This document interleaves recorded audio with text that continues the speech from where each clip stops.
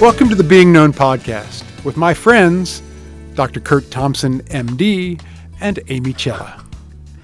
And my friends, Dr. Kurt Thompson and Pepper Sweeney. And my friends, Amy Cella and the most beautiful man in the world, Pepper Sweeney. We are here to discover and explore what it means to be truly known. Hey, friends. Hey. Hey, guys. Something a This little is a bit new one for us. Yes, something a little bit I love different it. today. Yep. It's going to be, you're going to get the trio of us for the entire episode. And you're welcome. Usually I go get a fresh cup of coffee about now, but here I am. Yeah. You're usually just on countdown and making sure everything that Kurt Right. says is factual. Doing my own. Yeah, And he's just not over there yes. making stuff up. The day I'm fact-checking Dr. Kurt Thompson is a rough day. It's a Oh, my rough day for all of gracious. us. Listen, Okay. walk a mile in my shoes. Okay. Just going to go with that it's true. So we are in the middle of a season. We are in the midst of a season. And that season is all about rupture and repair. And I don't know how. Let's start by. I want to ask you both a question. How have you? I don't know if enjoyed is even the right word, but how have you found this season for you personally? Start with you, Amy. I'm going to say and I feel like I've said it before, maybe in the post show, but the shift for me is that the acknowledgement that rupture is going to happen. Like there's no avoiding it. Well, you can avoid it, but rupture will happen. So that when it does happen and I see it, it is not, I'm hopeful. Like my thought is how to work through this and welcome it rather than dodge it and move away from it. That's awesome. Kurt? Kurt's muted. Cute. Kurt, we can't. What's Wow, look happening at to Kurt? this. I was muted. Okay. It's a dream of a lifetime for both of you, I'm Oh sure. my Do God. that, Pep. Do it again. Well, I didn't do it, first of all, but it'd be a pretty short podcast if Kurt got muted. Right. It would be, welcome to the Being Known podcast with my friend, Dr. Kurt Thompson. Thanks for joining us, folks. Thanks for joining us. See Yeah. you. Right. Oh, Here's join the us next week. application. Yes. Okay, so I think two things. One is when we had our opening episode, that live episode, and we talked a little bit about our own kind of micro rupture that we had, and out of that grew our comments with each other and with the audience that we want to be people who are looking for ruptures to repair. Mm-hmm. Not just looking for ruptures, but looking for ruptures to repair, which I think follows right on to what you're saying, Amy, that ruptures are going to happen. And if I'm thinking, oh, that's true, and I'm not going to brace for impact, instead I'm going to turn my attention in a different direction and say, I want to not be afraid of them, but I want to be prepared to repair them, as they emerge.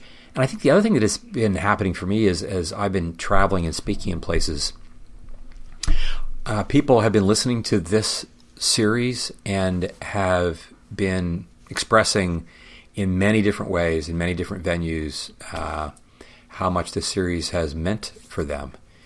And I'm really grateful for the feedback that we've received, and hopeful about what the content is bringing for folks, ourselves not the least.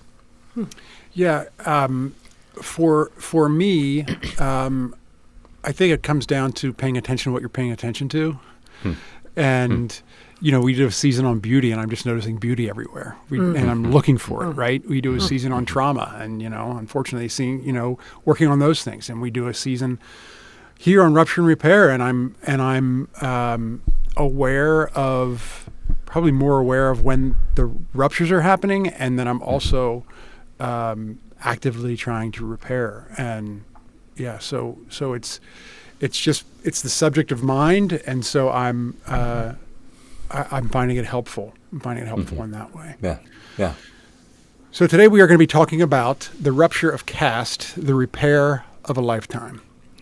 And Kurt, you're going to have to explain to us what that means. Yeah. Right. I want to invite our listeners to be aware that I think this episode and the episode that preceded it on church wounding that takes place in the context of the church, this episode on what happens in the course of the development of caste systems, and the next one that we're going to do on social rending, these kind of tears that we have in our social fabric for lots of different reasons. Are, I think, in many respects, the ones that feel weightiest because they involve these social structures. They involve this big experience that we have as not just individuals, but as individuals who are part of systems. And the notion of a caste, of course, many of our listeners might imagine that you've heard that phrase on occasion, this notion that a caste is a social group, often one that you inherit. So it's like a hereditary social group or class within a system of social stratification. So an individual's status or your occupation or your social circle is often determined just by birth, and where your social mobility is limited. And in our moment here in the United States, in particular, the way caste has played itself out most obviously is through the caste system of American slavery and what that has meant by implication for our relationships in our world, for those who are people of African American descent and those who are not, and the interactions that we have with each other. And I think that it's helpful to think about caste as a broader and even deeper way of talking about this beyond just what we would call racism. This notion that this is really about power structures. It's not just about skin color. Skin color is certainly part of it. Ethnicity is part of it. But it has a lot to do with power structures. And we also recognize that this notion of socially determined structures being some of the most ancient and the most endemic ones, the most that are embedded in our cultures, and ours in America we aren't the only ones who have this, are often the most difficult to heal because they're, in the first place, often most difficult to be aware of, that it's even happened. There are actually a couple of resources, 2 or 3 resources that we want to alert our listeners to. One is, there are 3 different books. One is called Caste, The Origins of Our Discontents by Isabel Wilkerson. A second is Reparations, A Christian Call for Repentance and Repair by my friends, Duke Kwan and Gregory Thompson. And then, Pep, you have one for us? Be the Bridge by Latasha Morrison is another one. All 3 of these are, I think, significant ways for us to familiarize ourselves with the world that we actually live in, and maybe in some ways worlds that some of us are certainly less aware of than others. And one of the reasons why we are doing our format a little differently is I really want this to be an episode where all 3 of us are talking about our experiences to the degree that we have them, as a way to kind of get underneath the hood of how these things affect us. And how they've affected people in our lives. And so I'm just going to lead off with a story of mine, and then we'll toss it to Pep and to Amy. But before that, just a disclaimer, and to say to all of our friends who are of a different ethnic or social demographic than we are. Like, I'm aware that as a middle-aged white guy, I occupy a particular place in the power gradient in our social structure. And I can walk into a room, I walk into a hotel, I walk into a grocery store, I walk into all kinds of places, and there are just certain things I never have to think about. Right.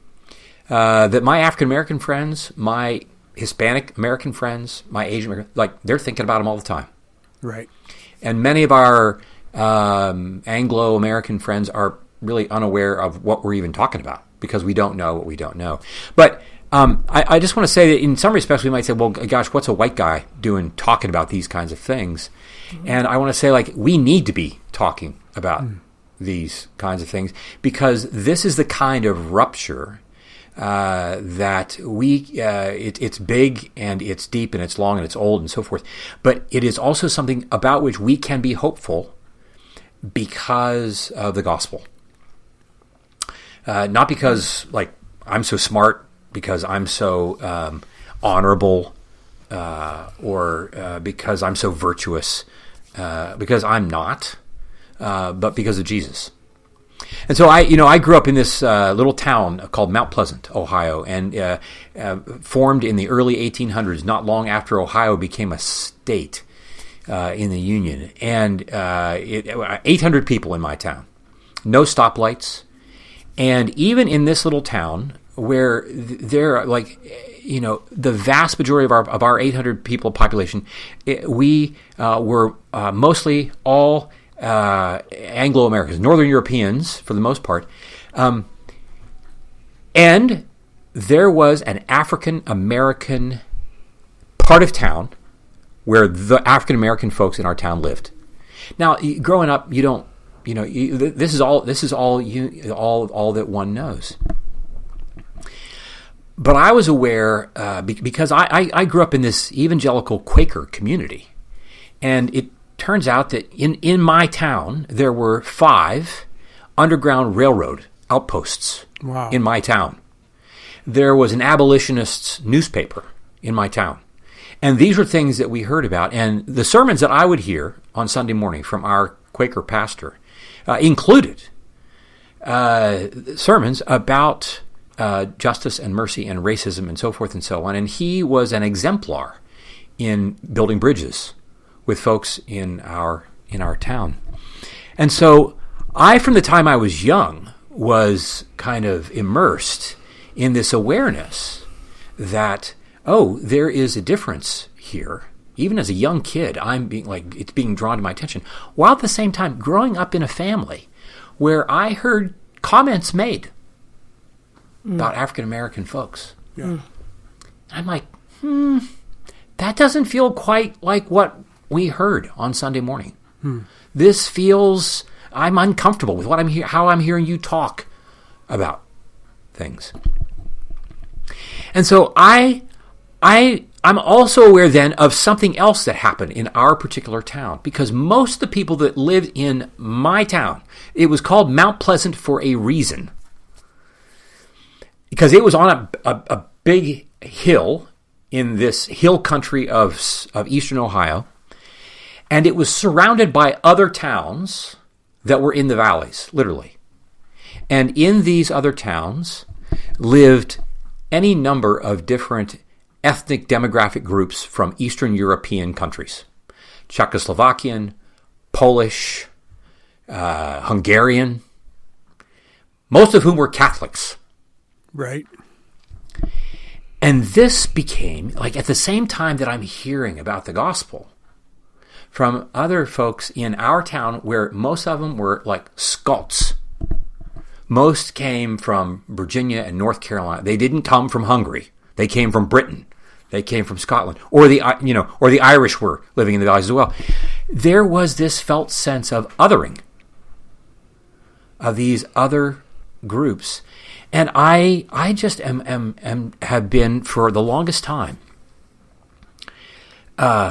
walking around with an awareness that even in my little town that was in an anti-slavery state from its inception,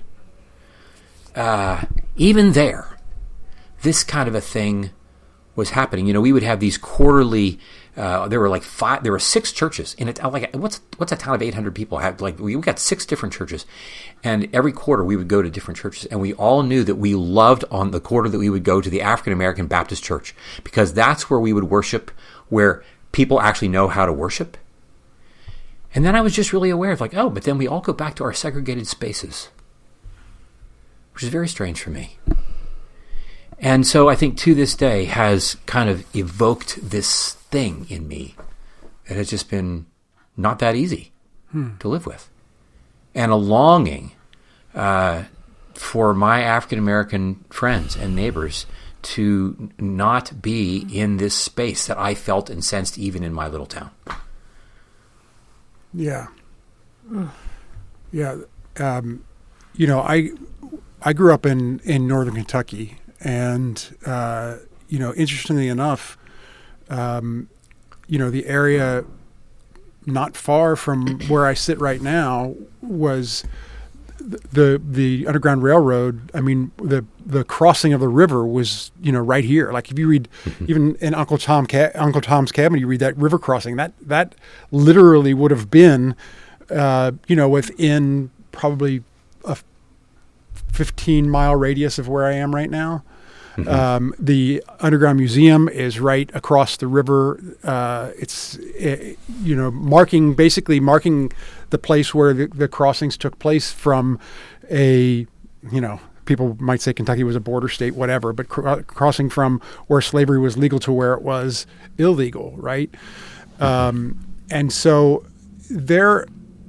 my growing up, when I look back, it feels very segregated. Like it feels very like the communities were very, very segregated, and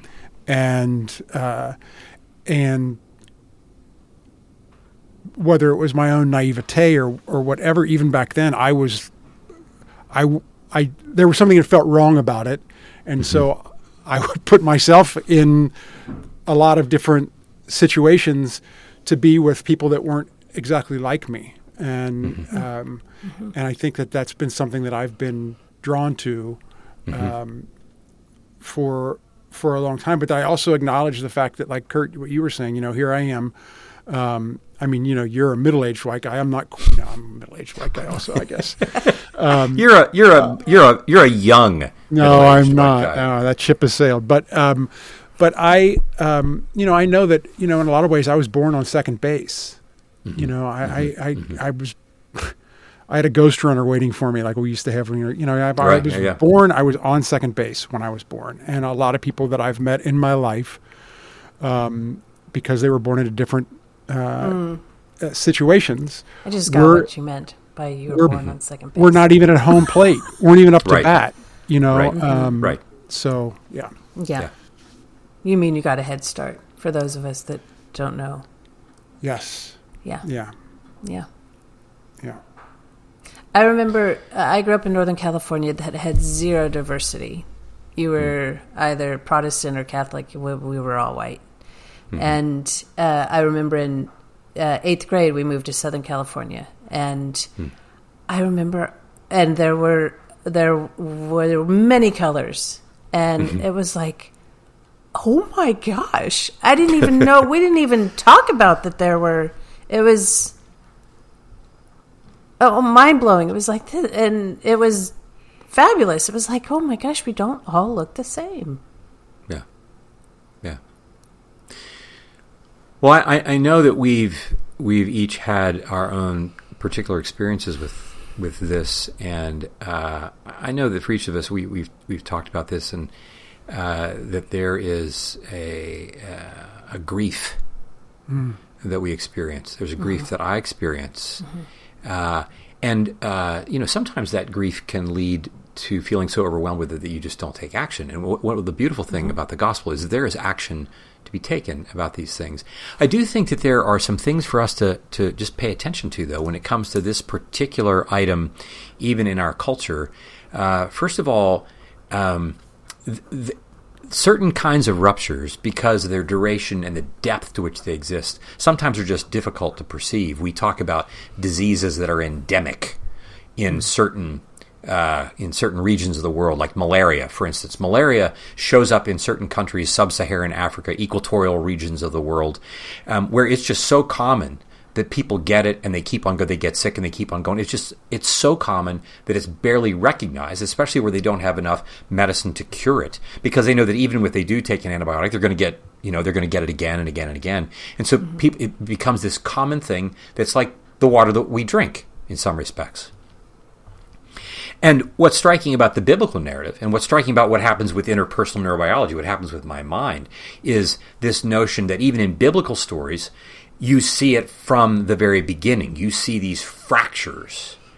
And they begin, first of all, with male-female. The oldest social fracture that we have is males and females. Right. Begins right out of the chute.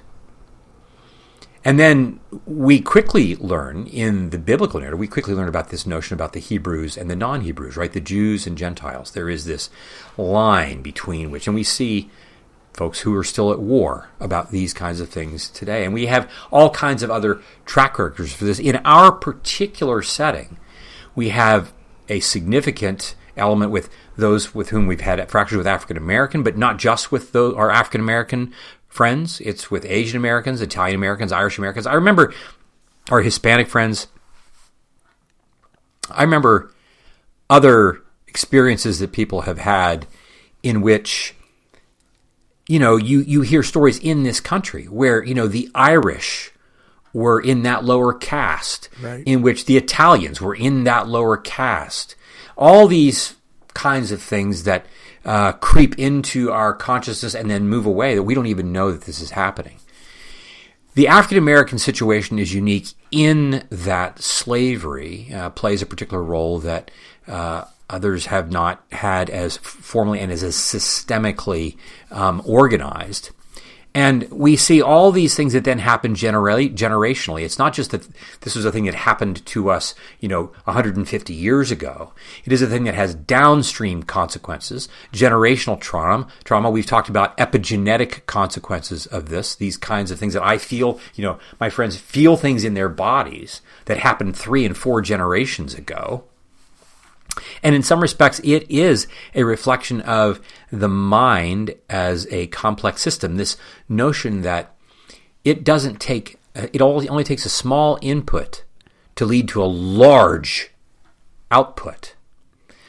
So that my African American friends can have an encounter in which, what looks like a small input to me ends up being a large output to others. Yeah. Because of the history that they've experienced. I know, Pep, that you had a couple of experiences like that. Yeah, I've had the unique honor and privilege of working with a group of being on tour on several tours with a group that is, I am basically the only white male that's amongst the whole company, and we've got 3 buses of people, and we're touring the country, and it is an awesome to be able to be a part of that. I mean, it's just absolutely fantastic, and I could tell some great stories about just the friendships and the love that we've all shared with one another. And but there was one particular night where we were it was late at night. We were in Memphis, I believe, and some of the people were hungry, and we were going to stop at Whataburger, which is a burger place down in the South, and we were going to stop at Whataburger,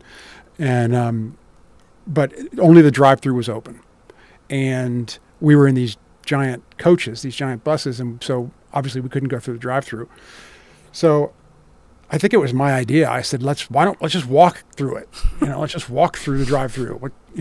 So there were maybe 15 or 20 of us that got out and got behind the last car, and then some cars came behind us. But we, as a group, kind of walked through the drive-thru, and as we're going through, unbeknownst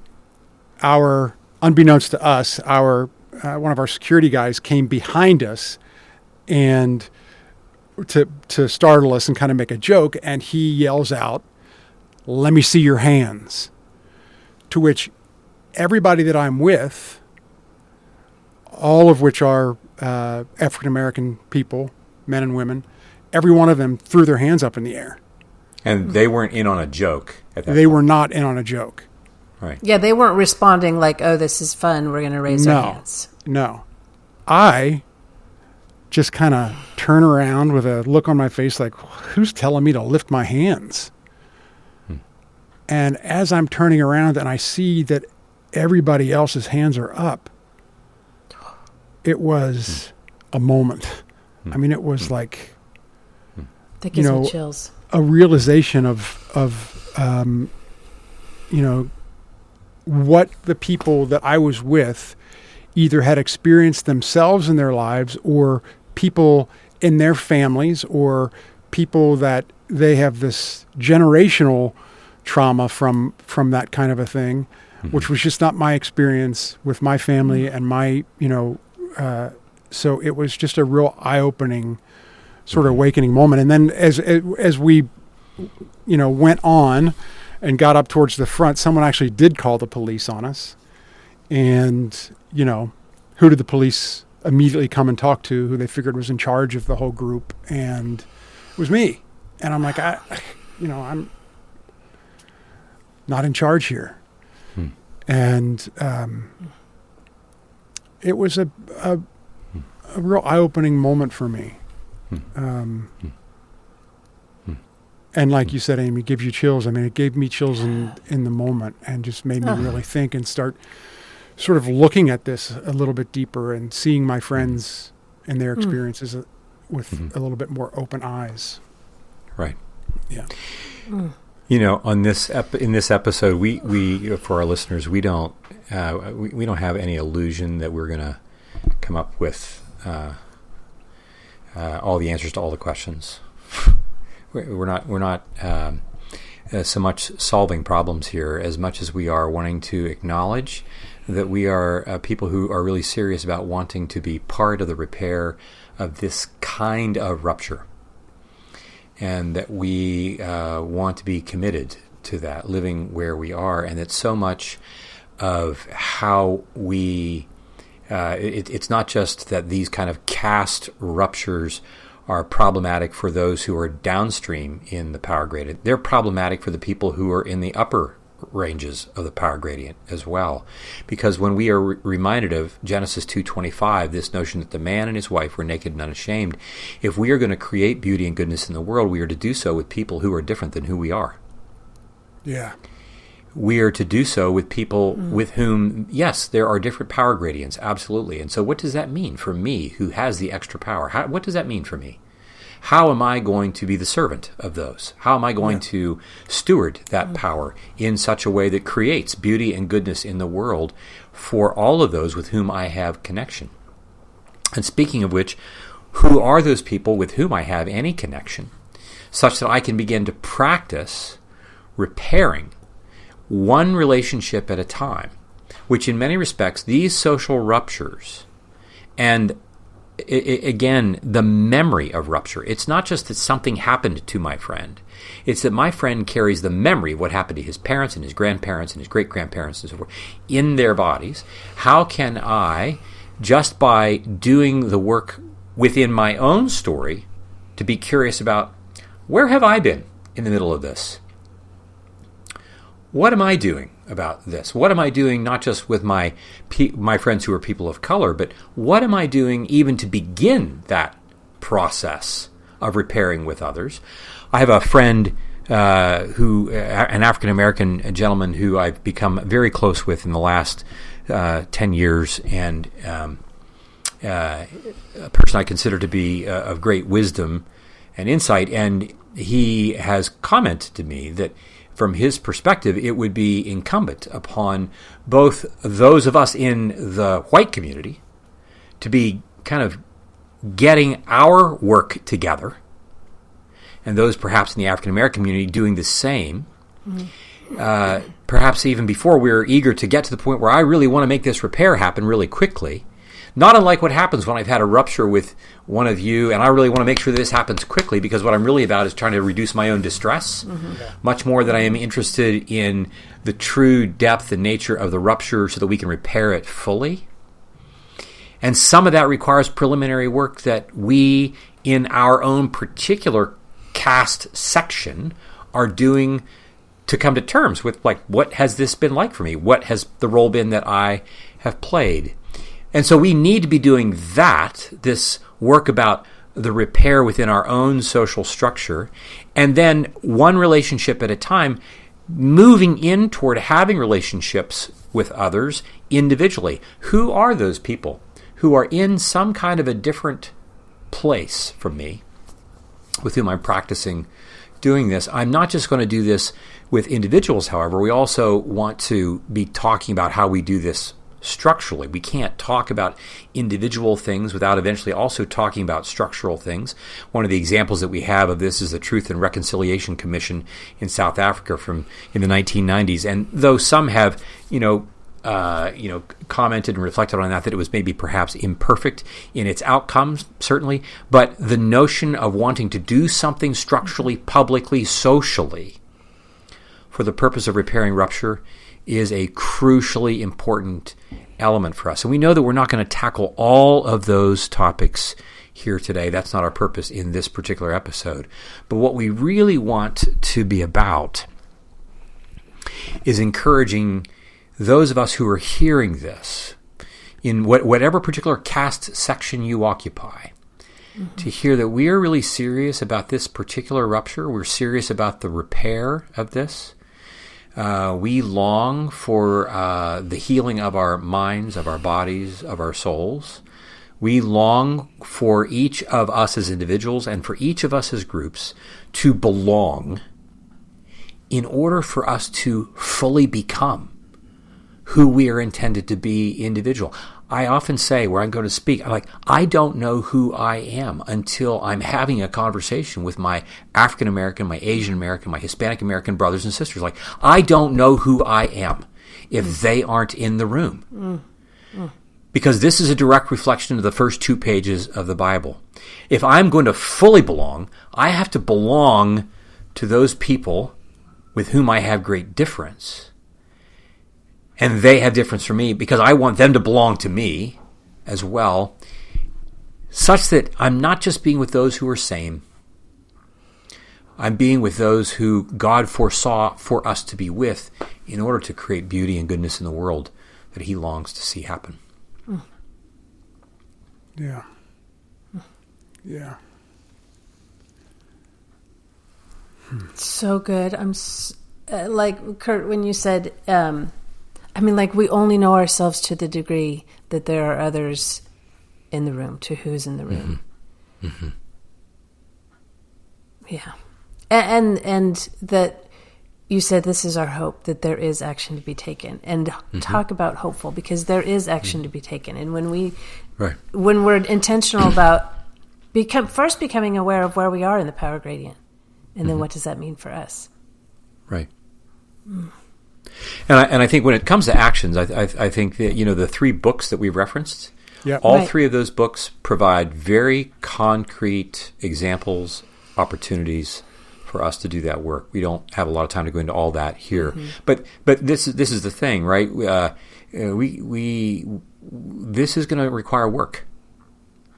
It'll be very convenient for our listeners to hear this and say, yeah, this is really important. It's painful. And it's hopeful. And now back to my regularly scheduled program. Nothing. Yeah. Yeah. And I totally get it. And it's like saying, okay, I guess we're going to continue to live with malaria. Yeah. And we don't want that. No.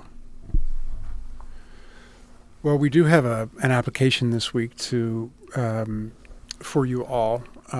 So think about is there someone in your life, maybe a new friend or a growing relationship, who comes from a different social or cultural background than you? And if so, what might it look like to begin an honest, curious conversation with them about what it's like for each of you to belong to communities you come from? You might ask, what is it like for you to move through the world alongside me, given where I come from and what I represent? And then you maybe explore together, what would a deeper, more connected relationship between us look like? And if it feels right, consider reading one of the books that we mentioned here, Caste, Reparations, Be the Bridge. Consider reading that with this person. And let that shared experience open up new reflections on yourselves, on each other, and on the systems you've both moved through. And when you're ready, maybe bring others into that conversation. The kind of trusted people who can hold complexity and growth with you in that conversation. Kurt, thank you for today. And, it can feel uncomfortable, like you said, as looking the way we look and being who we are, talking about these conversations. But it's so important. And I think it's important for us to, if we don't face that uncomfortable feeling, then, we're not going to be a people that are about repairing ruptures. We just can't be. Yeah. Because there's always going to be that uncomfortable feeling. Yeah, and I want to just say this one last thing. I mean, growing up in my town, I think, and being sensitized very early to the situation that our African American friends were living in, being from a very young age, like being taught, being very aware, being taught that they know that they are black in ways that I do not know that I'm white. Like I'm hearing this from the time I'm a kid, right? And with a pastor who's like helping me, I even get goosebumps even now.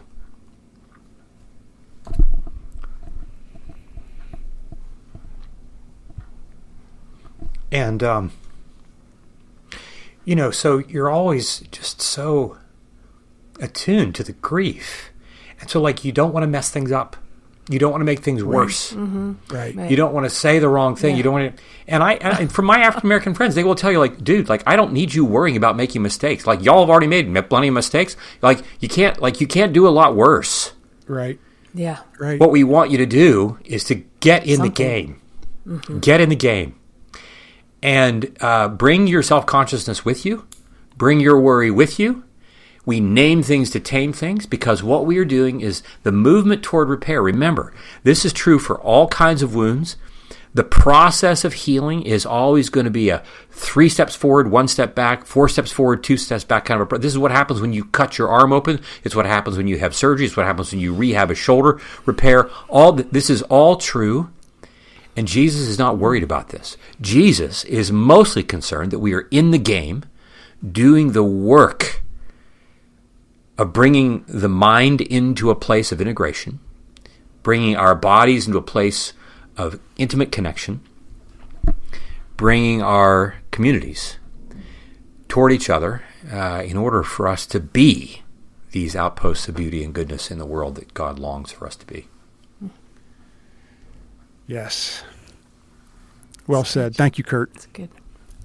Thank you, Amy, for joining us today. Yeah. Thanks, everybody. Fun. Good to be together. Until next time. Love you guys. Until next time. Love you. Love you. This podcast is produced by Kurt Thompson, Pepper Sweeney, and myself, Amy Chella. Audio production and editing is by Keaton Simons. Video production and editing is done by Mark Gould. If you'd like to connect with us, you can find us on social media at BeingKnownPod.